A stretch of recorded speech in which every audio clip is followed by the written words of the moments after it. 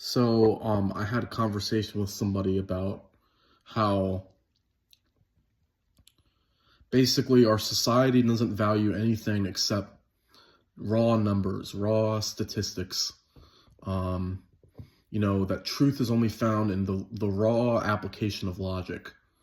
And it's this very literalist, materialist, um, you call it like logical, positivist, fundamentalist way of looking at the world and at life and reality. And people say that this comes from a more like atheistic worldview. They say that it comes from, I guess, just like a post 19th century, post industrial revolution way of looking at the world. But yeah, I think historically you could trace it to that. However, I think that this worldview really finds its roots in Descartes. Um, because Descartes, he's trying to establish what's true so that he's not deceived. He wants to basically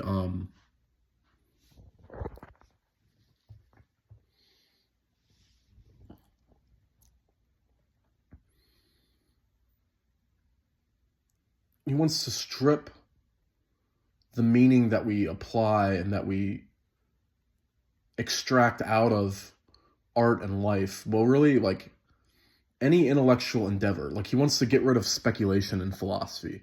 Any intellectual endeavor that you could embark on, he wants to strip it of its illusoriness. He wants to take the things that could mislead you, so to speak, with guessing and with untruthfulness and with sort of anything that's like not conducive to building up understanding. He wants to take that away from philosophy so that what's left with is just like a pure logical philosophy. So the only thing that Descartes valued in his meditations and methods was logic. It's been like 8 years since I read the Method and Meditations, but he's like comes to the conclusion, well, I can doubt everything except my own existence because like yes, like logic is true, we can make logical deductions, but with no context to start from, you're left with no starting point. So like I know that I'm thinking, I know that there's a thinking agent, so I think therefore I am. And then he goes and builds up his whole philosophy and the meditations, where at the end of it, he basically says that we could learn to control nature. This is very fascinating. We could learn to control nature by referencing the world or the universe in a purely mathematical and geometric manner. And we could devise tools purely through sort of like a mathematically based innovation to control nature, which you find in our late stage capitalist civilization that we have taken that worldview seriously, and we're abusing nature to our own detriment and the detriment of the planet and all the species on the planet. So that's very interesting that kind of sprung up in the 17th century. But the other thing he says is basically, if I see like a vision of an angel or an apparition or whatever you want to call it, like any spirit, then I could dismiss that on the basis of a logical doubt. That because I can't trust my senses, because I call everything into radical doubt and radical questioning through this self-inquiry that he does. And it's really, I'm going to get into it. It's not like a full self-inquiry. That I can dismiss things as phenomena of the senses. But so, yeah, the point I want to get to, I think that's very interesting. I disagree with it.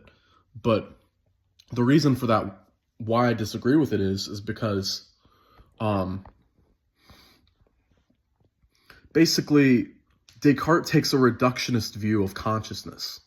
Like he dismisses experience and the value in experience, even if you could say that logic is like the only path to truth is logic.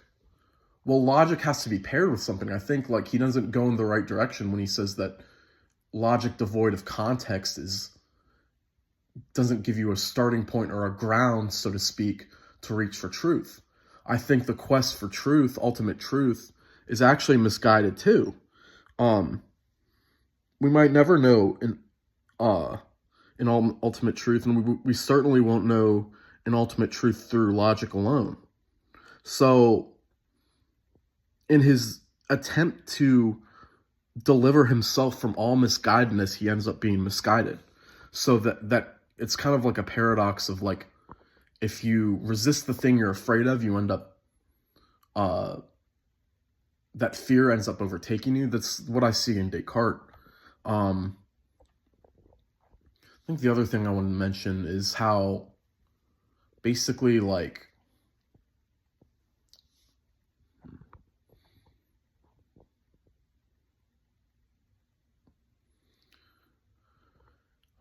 I was thinking of Montaigne because I was actually thinking about this question of logic in the light of the Christian atheist age-old debate. And uh, one of the points of my personal deconstruction was losing faith in the Trinity because it wasn't logical. Um, and somebody said, well, God created logic, so therefore, um, if God decides it wants to be something that seems illogical to us, it has every right to do so. And I thought that really puzzled me. Like, I didn't really understand what that person meant by that. I do think that certain truths that you can find in logic or mathematics can be transcendent, but that those things don't exist in a vacuum without being paired to something else, other things that are transcendent. So that's a little side note. But uh, back to Montaigne, he said something very fascinating, which is that um, like he wanted to use the tools of logic to destroy the atheist argument, even if it means that it would be meant sacrificing the ability to reason that the scholastic argument, like someone like Thomas Aquinas, who was a scholastic philosopher, like even like Montaigne basically said in his essays that um like I want to use the tool of logic to destroy the tool itself, even if it means having no reason to believe in God, even if it means like sacrificing, giving up the means that you could build a case for God. And then he argued that because like God is wholly transcendent, completely transcendent. So then it's something that's beyond the question of reason or not reason. So I think like the thing that really gets people on this path of questioning Christian doctrine is this obsession with trying to have everything reasonable. But reason isn't what it appears to be. Like logic isn't what it appears to be, because um basically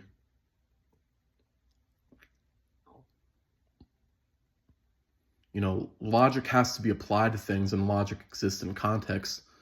There's no pure logic. There might be pure math or pure symbols, but there's no pure logic. You can't divorce logic from situations and context. You can't really, you can make logical arguments, but then even then, logic is in the context of the argument, particular argument that you're making.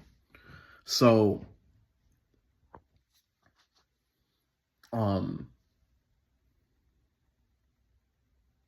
I still think that I want to find a path other than the Christian path in my life, but I can see how this obsession with trying to make everything logical is very misguided, because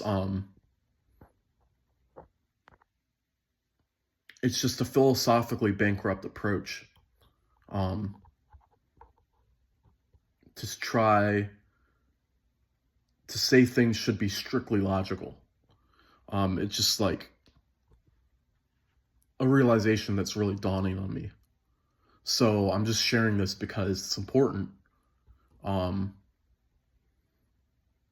it's freeing because, it's related to my quest for meaning. Like, I don't have to be obsessed with meaning, even though like logic and meaning are two different things. But I think when I was doing philosophy, when I was in my late teens and early 20s, like, I wanted this logical approach. And now I'm grateful that that doesn't have to be the only approach. So that's all I wanted to share.